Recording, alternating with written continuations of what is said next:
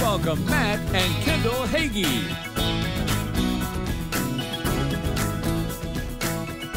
Welcome to The Difference. On today's show, we're discussing the strength to survive. Have you ever thought about what you would do if you were forced to survive? What would you do?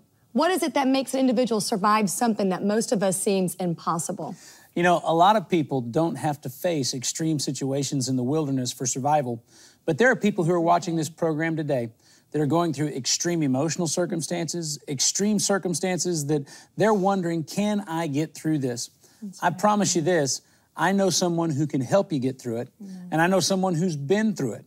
Eric LeMarque was a top athlete, professional hockey player, enjoyed snowboarding, working, and facing challenges in life. He always pushed himself to the next level physically and looked for other obstacles to overcome. But one day, life took a toll on Eric. He found himself not only addicted to his behaviors, but addicted to methamphetamine. Losing control of his situation one step at a time, he absolutely lost all control one day on top of Mammoth Mountain and was lost in the wilderness without much necessity to survive for 8 days. Eric joins us today to tell us the rest of his story here on The Difference. Eric, thank you for joining us. Thank you, Matt. So much for coming Thank you, on. Kendall. We're so glad that you're here. Now, congratulations first and foremost, your book, 6 Below. This describes the temperature, you know, that you were surviving at on top of Mammoth Mountain for 8 days, which a lot of people, you know, if you were to sit there and talk to survivalists, they'd say that's impossible. Yeah. You know, someone who walks into that circumstance shouldn't walk out. How did you survive longer than an hour? You know, they would tell you that you shouldn't be here today, and we're going to get the opportunity to hear you tell us why you think, you know, God allowed you to live through that. But tell us about your life prior to this day. Where did you grow up and what was it like? Sure. I grew up in Southern California and ended up playing hockey, you know, pedaling my big wheel about 4 years old down the street. Do you remember those? Yeah, absolutely.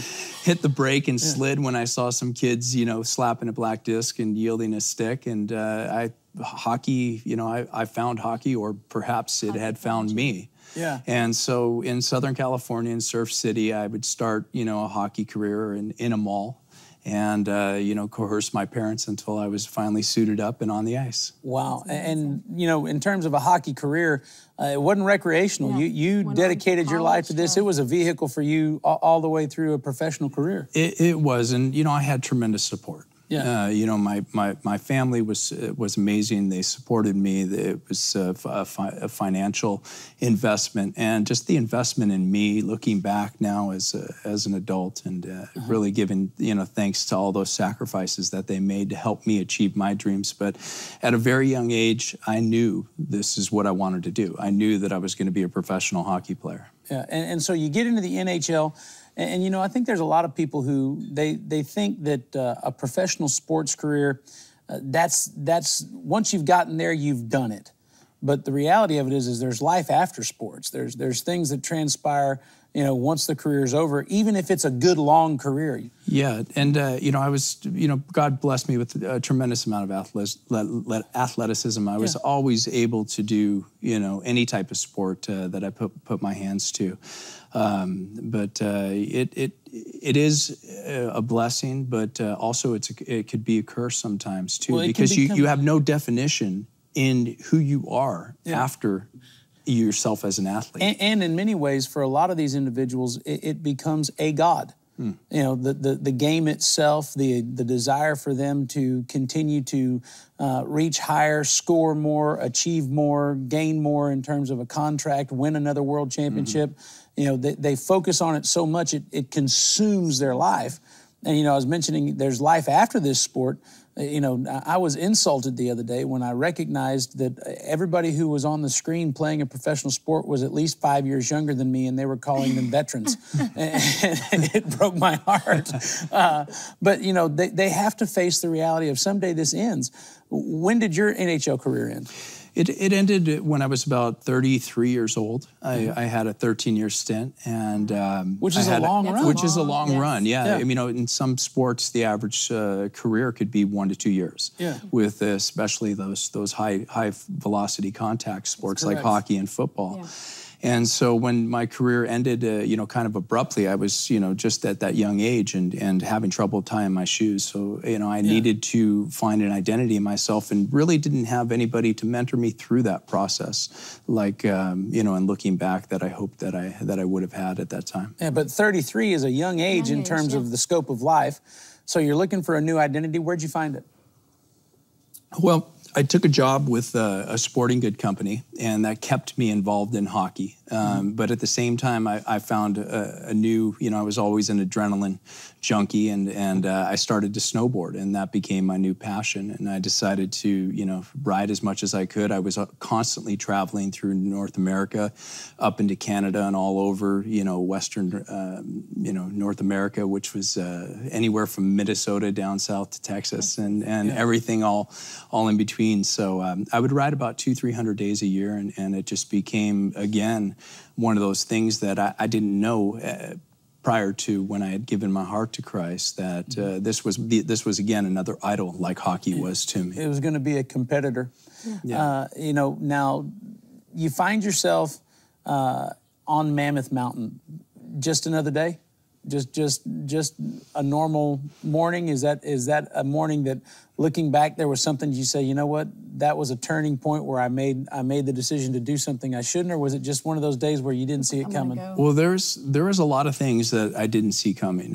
You know, I became kind of an amateur meteorologist, and I would chase storms. I became a storm chaser, and so I was up at Mammoth for the previous week, and it had just snowed about 12 feet, and finally the mountain was open. And the lifestyle that I was living, being addicted to crystal meth and alcohol and marijuana, led me into oversleeping, led me into getting up quick and just imagining all these exuberant joys of guys that were out there capping on it, and I wasn't, you know, and this is why I had gone up there. And so I was in a rush and forgot my two-way radio and torch lighter, and this would be the one time in thousands of times of snowboarding that I'd forget it. Wow. Yeah. And so these kinds of things start to take place, and it develops into a circumstance and situation that absolutely changed your life in many ways forever. When we come back, we're going to get to hear more from Eric about how this day was a turning point that he'll never forget, and you won't either. Stay tuned. You're watching The Difference. John Hagee Ministries' mission is to take the gospel to all the world. Together with our partners, JHM is spreading the bold truth of God's Word across the nations of the world. Not only through our television and radio broadcasts, but through various humanitarian projects, relief efforts, community service initiatives, and worldwide gospel rallies. Our partnership makes a real difference. As we continue to reach out across the globe while finding new avenues of communication, we thank you for joining us to achieve this endeavor of winning the lost to Jesus Christ. For more information about how God is using your gift to John Hagee Ministries, or if you are not a Salt Covenant partner and would like more information about becoming one, call the number on your screen or visit jhm.org.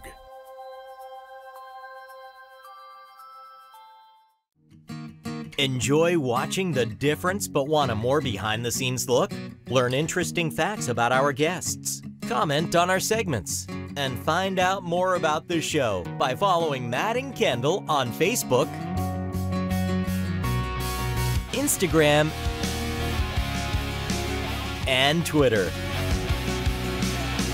Keep watching The Difference and follow us on social media to find out more. A sanctuary for women in crisis pregnancy who have made the decision of life for their baby. A sanctuary for children in need of a forever family. A sanctuary for the unborn child that deserves a chance at life. A sanctuary of hope. Thousands of lives will be saved right here on this property. We need your prayers and financial support as we move to this completion. Call or visit us at jhm.org. Welcome back to The Difference. So Eric, we're talking about you going on to this mountain. What did you take with you, and what was the reason why you wanted to go on top of this mountain this certain day? Well, it was an epic powder day. It just snowed 12 feet, and I knew that the whole mountain was open, and I was going to have a chance to go and ride some, you know, amazing conditions where the snow is just lighter than air. When you turn, it's effort, and it's you ask anyone who's launched themselves down a mountain, skiing or snowboarding. For a snowboard aficionado, this is it. This is the epic condition. This is the day, and you know, I'd woken up late and from partying the night before and doing things and living my life completely out of order and out of whack and out of balance, and rushed up to the mountain. I had brought a dying cell phone, a $20 bill, a little bit of marijuana, a little bit of speed, and 4 pieces of bazooka gum. It was exactly what I needed for the 8 days that I would end up spending on that mountain. Because you thought you were going up there and you're going to be coming right down. 8 days on that mountain, obviously you never saw that transpiring. What was the moment that you recognized this is not going to be a normal snow day? This is going to be something that I'm in trouble. It took a few days because at the time, you know, I was still, you know, high off crystal meth, which, you know, gave me a false sense of my own abilities and a false sense also of what was happening. And so it wasn't until days later when I would, you know, peel, you know, the frozen socks off my feet, pulling the skin with it as well. And did I fall back and look at my feet in the snow and say, you're going to lose your feet. Yeah. So literally in the first evening that you're up on the mountain, you're really not aware of what's happening. You're just kind of in a self-induced fog. I really was, and it was a literal fog too, because that storm had turned and come back on the mountain. And as I rode down, I lost my visibility, and not wanting to, you know, crash in the tree and knock myself for dead, I had to slow up. And there was a section of the mountain where I just needed much more momentum to carry myself out and through. But to me, it was an adventure. I thought it was going to be a good story that I'll tell in the locker room with the boys playing hockey. And, you know, I'd put myself into it, and I was just going to get myself out. Yeah, so you still kind of had this overconfidence that, hey, I can handle this. You get lost in the midst of what you thought you were able to walk out of, and you spend, what, 1 night, 2 nights? Yeah, when did you? You know. Well, I did. You know, my inability to sit still after I was unable to make fire, and after I was hiked up and tried to ride out faster, led me to the wolves and led me out of bounds, where I knew I was riding out of bounds. And I almost rode off a cliff. It was so steep that my shoulders were actually hitting the snow when I was making turns. And then all of a sudden I started to hear the board start to scrape. And me, I knew that's something that I'm on that's absolutely so sheer that, you know, the snow is not even sticking to it. And thankfully I hugged it, but it had taken me to the back of the mountain, one valley too far, one ridge too far south. And you know, from there it led into 1 to 2 to 3 days, but it is so dangerous outside of those and 6 boundaries. below, I mean, you were normal body temperature 98.6, you're dropping down. You can go frostbite in 5 to 10 minutes. Within an hour, you could go into hypothermia and your body shuts down. Yeah, it was really, I would say, I set myself up for complete failure. And in that overconfidence, I purposely unzipped the liners of my pants and my jacket. I wore regular athletic. So you didn't have on bundles of clothing. Regular athletic socks. I didn't have the layering that's needed to be able to handle those conditions. I was more concerned with maneuverability. Yeah. I wanted to be light. I wanted to be free, and you know, was totally unprepared. And as I had mentioned on that 3rd day, when what was happening was the snow was packing into my legs and up onto the liner and melting in with my body temperature, and that was causing the water to seep in, going down into my boots, and I just could not keep my feet dry. I had fallen into a river, actually. Wow. And got, you know, practically almost thrown off of a waterfall, but, you know, tugged alongside the river as well, and having jagged rocks just slash me up in the leg. So I was cut up, I was bruised. And on that start of that 3rd day, I had to address my feet. I had stripped entirely naked with the exception of my boots, and first rolled in the snow. It's amazing. The survival instincts that just started to come to me. that I had no no training prior whatsoever training, before, but I knew that the snow, as light and as cold as it was, that it's going to absorb some of the moisture. So after I'd fallen in the water, I rolled in it. Then I took my clothes and I hung them, you know, on a rock that hopefully had some type of heat. And I didn't know it at the time, but God was giving me insights and you know, leading me with the Spirit into doing what I needed to survive. Yeah. So in this circumstance, you know, getting lost is bad. Not being prepared is terrible. Getting wet is you know, even more horrific. And so, I mean, I'm trying to create levels of bad here. Bad, terrible, horrific. Yeah. You know, when did you think this is the worst?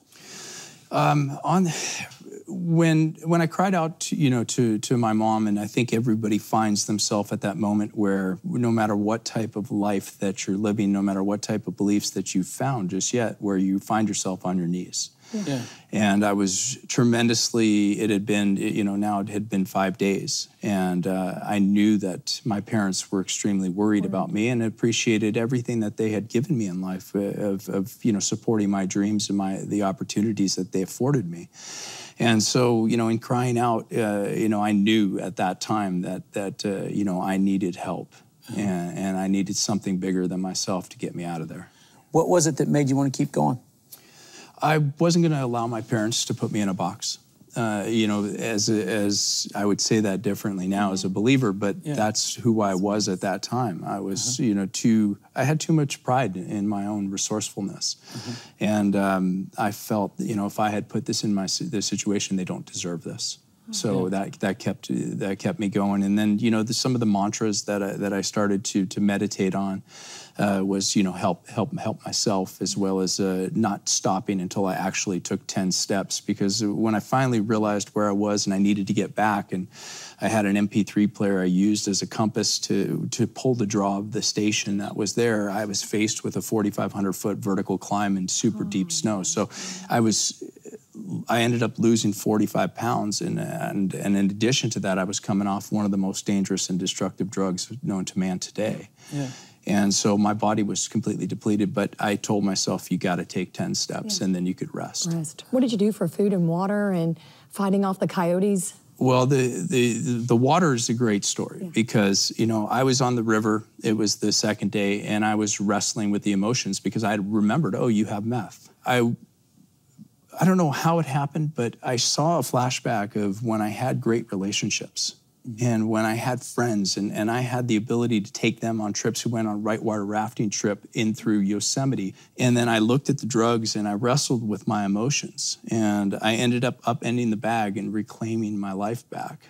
And that bag would become pivotal because that would become my canteen that allowed me from there to melt snow, pack it with snow, melt it with my body temperature, and every 2-3 hours I had a couple ounces of water. Well, and in all fairness, you described losing weight over an 8-day period. You would have died had you not had the ability to take in that water. I mean, nobody lives past 3 days without water. Absolutely, and I couldn't get enough of it. I knew better not to eat the snow, not to eat the ice, that it dehydrates you and actually, in fact, makes you colder. And it was, as I was withdrawing from one powder, I sure was gaining a whole new respect for another. Yeah.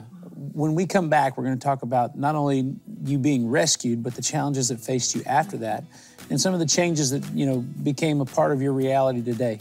You're watching The Difference. I assure you, the story's yet to be completed. Not only does Eric have more to say, but you have more to hear. Don't go away. We'll be right back.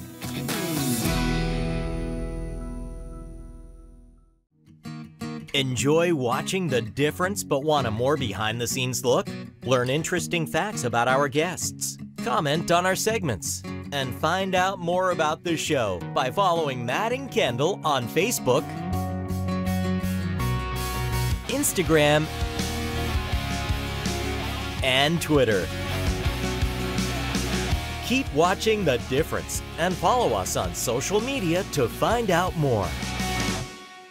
Over 60 years ago, my father was blessed with the opportunity to work with an orphanage in Houston. During that brief period of time in his life, God planted seeds deep within him for the future.